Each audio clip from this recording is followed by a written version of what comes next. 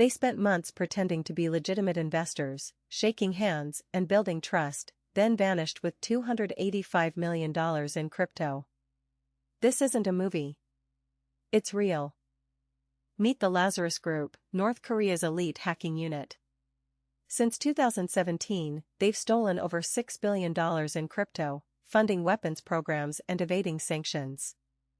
Their latest target? Drift Protocol, a decentralized exchange on Solana. But this wasn't a quick exploit, it was a patient, in-person infiltration. Spies posed as venture capitalists and developers, attending conferences, joining Discord calls, and even visiting Drift's offices to earn trust.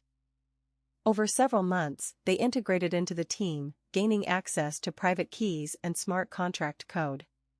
The long con was in motion. On April 15, 2026, they struck.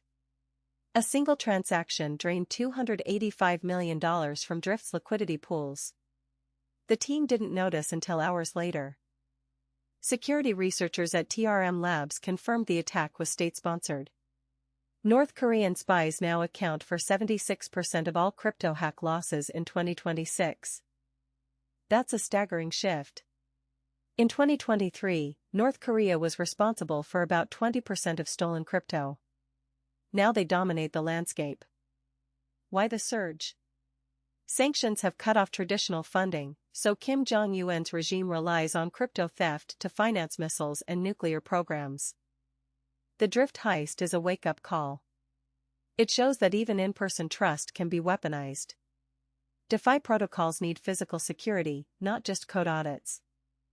Experts like Chainalysis warn that North Korean operatives are becoming more sophisticated. They now recruit local talent and use fake companies.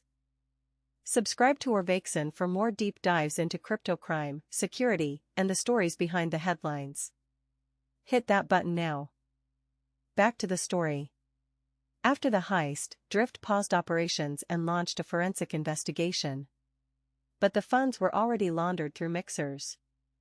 The stolen crypto moved through Tornado Cash and cross-chain bridges, making it nearly impossible to trace. North Korea's laundering network is vast. This isn't an isolated incident. In March 2026, hackers stole $50 million from a Japanese exchange. In February, $100 million from a bridge protocol. The total losses in April 2026 alone exceeded $606 million, according to Indexbox. North Korea was behind most of it. What can be done? Some propose mandatory KYC for DeFi, but that contradicts decentralization. Others suggest real-time transaction monitoring. The real lesson? Trust but verify. Drift's team trusted people they met in person, but they didn't background check them against known threat actors. Historically, North Korea's Lazarus Group has targeted banks, casinos, and even movie studios. Crypto is just their latest playground. The U.S. Treasury has sanctioned crypto wallets linked to the group, but enforcement is slow. North Korea keeps finding new ways to cash out. What comes next?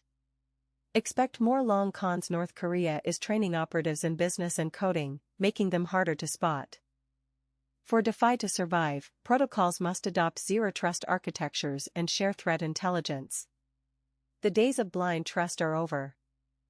The $285 million Drift heist is a stark reminder: in crypto, the enemy isn't just code, it's human deception backed by a hostile state.